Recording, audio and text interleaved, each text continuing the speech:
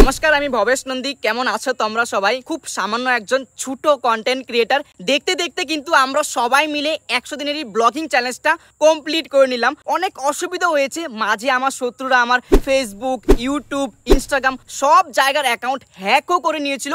মাঝে ভিডিও দিতে পারিনি। কেন ভিডিও দিতে পারিনি, কি হয়েছিল, কিভাবে সবকিছু ঠিকঠাক করেছি আমি এই ভিডিওটাতে বলেছি।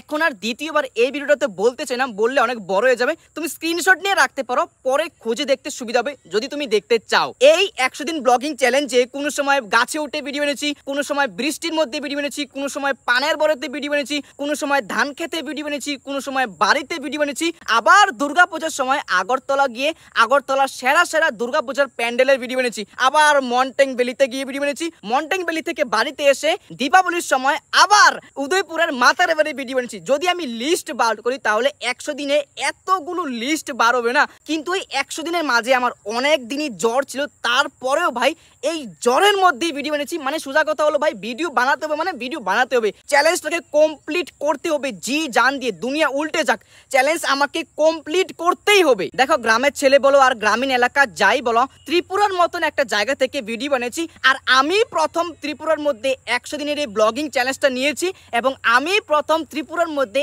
100 দিনের এই ব্লগিং চ্যালেঞ্জটা কমপ্লিট করে দেখিয়েছি। এটা একটা রেকর্ড হয়েছে ত্রিপুরার মধ্যে। দেখো, আমি হয়তো সরাসরি উপকারটা করতে পারি না, কিন্তু আমার জীবনের এমন কিছু ছোট অভিজ্ঞতা তুলে ধরার চেষ্টা করি, যেটা দেখে যেই মানুষটা এই ভিডিওটা দেখছে তার জীবনের জন্য মনে হয় যে আমি যে পথে চলছি বা আমি যে লড়াইটা করছি, হতে পারে কোনো না কোনো একদিন আমাকেও একটা লক্ষ্যে পৌঁছে দেবে। কেননা ওই মানুষটা পৌঁছিয়েছে, কেননা ওই ভবেশ নামে ছেলেটা কষ্ট করার চেষ্টা করছে। কেননা আমি অনেকবারই দেখেছি আমার বয়সী, আমার থেকে অনেক বড় এবং আমার থেকে অনেক ছোটরা চায় যে তারা ইউটিউবে ভিডিও বানাবো, ফেসবুকে ভিডিও বানাবো, ইনস্টাগ্রামে রিলস বানাবো, কিন্তু তারা ফ্যামিলির থেকে সাপোর্ট করে না এবং বাড়ির আশেপাশের মানুষ এবং সমাজের মানুষ তারা খারাপ করে। তো এইসব কথা কান দিও না। তুমি যে কাজটা করতে চাও একবার শুরু করো আর মন দিয়ে কাজ করো।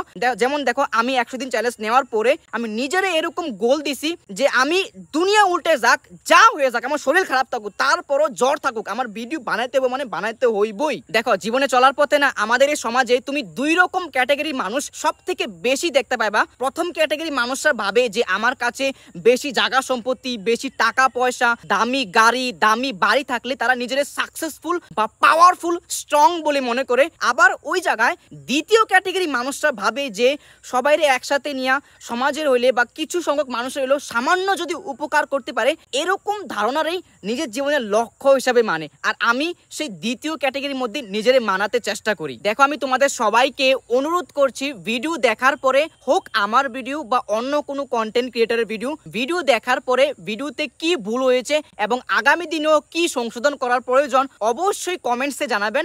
কারণ পরের ভিডিও থেকে সংশোধন করার দায়িত্ব যেমন আমাদের, এবং কমেন্টসে ওই ভুলগুলো কমতিগুলো জানানো আপনাদের দায়িত্ব। দেখো, একজন কন্টেন্ট ক্রিয়েটর যখন ভিডিও বানাতে বানাতে অনেক দিন হয়ে যায় বা বলতে পারো ওল্ড হয়ে যায়, তখন তার মধ্যে না হঠাৎ অনেকগুলো পরিবর্তন দেখতে পাবা। প্রথম পরিবর্তন দেখতে পাবা যে তার মধ্যে না অ্যাটিটিউড বা অহংকার আয় পড়ে। দ্বিতীয় পরিবর্তন দেখতে পাবা যে হ্যাঁ, টাকা লোভে এরকমও কিছু কিছু স্পন্সরশিপ বা এরকম কিছু কিছু জায়গার প্রমোশন করব যেটা একদম ওই জায়গাটা ডিজার্ভ করে না। আমি অনেক ক্রিয়েটার ত্রিপুরার মধ্যে এরকম দেখছি যে 2000, 1000 টাকার লুবে কিছু কিছু এরকমও রেস্টুরেন্টের জায়গার মানে রেস্টুরেন্টের প্রমোশন করে যে সত্যি ডিজার্ভ করে না ওই রেস্টুরেন্টটা এরকম তারিফ। দেখো, প্রমোশন করাটা, স্পন্সরশিপ করাটা এটা ভুল না।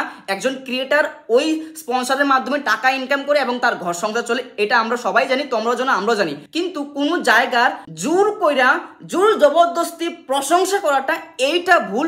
আর এইসব জিনিসগুলো তোমরাই ওইসব ক্রিয়েটার বা আমি বা অন্য কোনো ক্রিয়েটার, সব ক্রিয়েটারের কমেন্ট বক্স ওপেন থাকে, কমেন্ট বক্সে অবশ্যই কমেন্ট করে জানাবা।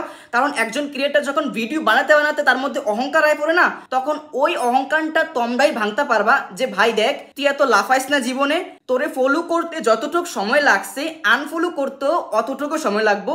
এবং আমি এই ভিডিওতে যেসব কথাগুলো কইছি না, অন্যান্য অনেক ক্রিয়েটারেরই এই কথাটা পছন্দ হইতো না। তো প্লিজ যারা এই কথাটা পছন্দ হয়েছে না, আমারে মাফ করে দাও, কারণ আমি সত্যি কথা কইতে ভালোবাসি আর আমার অডিয়েন্সরাও এটাই দেখতে পছন্দ করে। কোনো সময় কি দেখছো কোনো কন্টেন্ট ক্রিয়েটার সোশ্যাল মিডিয়ায় এসে বলতে যে তোমরা না আমার কমতিগুলো সোশ্যাল মিডিয়ায় পাবলিকালি আমারই অডিয়েন্সের সামনে তুইলা ধরো? কইতে কোনো সময় কইতো না, আমি কইতাছি, কারণ আমার মধ্যে ওই সাহসটা আছে। আজকের এই ভিডিওটা এখান থেকে সমাপ্তি করে দিচ্ছি, কারণ কিছু মনের কথা ছিল যেই কথাগুলো বলতে আমি চাচ্ছিলাম অনেক দিন ধরে। আর আজকে ভিডিওটা কিছুটা এইরকম করে এখান থেকে বানাচ্ছিলাম। এই যে দেখতে পারো এখানে ট্রাইপডটা লাগিয়ে, আর সূর্য অস্ত হচ্ছে, আর দেখছো ভাই এখানে সব কিছু মোবাইল টোবাইল মাইকটা সব কিছু, মাইকটা এনেছিলাম ভাই, মাইকটা খারাপ হয়ে গেছে। আর আজকে ভিডিওটা এখান থেকে সমাপ্তি করে দিচ্ছি। সবাই ভালো থেকো, এবং তোমাদের সবাইকে মন থেকে, আমার পরিবারের সবার পক্ষ থেকে এবং আমার বাড়ির বাবা মা ভাই বোন সবার পক্ষ থেকে তোমাদের সবাইকে ধন্যবাদ জানিয়েছে। তারা তো ভিডিওতে আসতে চায় না, তো আমি এখান থেকে বললাম। আর এটা আমার ইনস্টাগ্রাম আইডি, ফলো করে দিও, কারণ এখানে নাম্বারটা খুব কম, মন থেকে খারাপ লাগছে। ধন্যবাদ তোমাদের সবাইকে, সবাই ভালো থেকো। নতুন বছর আসছে, মনটাকে খুব ভালো করে ফ্রেশ বানাও। বাই।